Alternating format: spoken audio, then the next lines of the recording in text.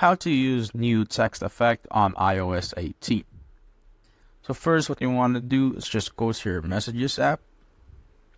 And once you're there, just go to any contacts message that you have. So I'm just going to go right here.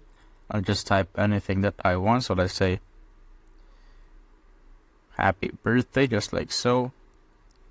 I'll just highlight a text that I want to have the text effect on. So let's say I want to add the text effect on this particular word only.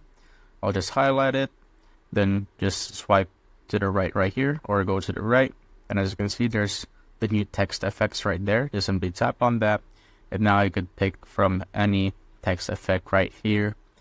So let's say you wanted it to go explode stuff, and as you can see, it will automatically apply when you send it. There, as you can see, it's now done just like that.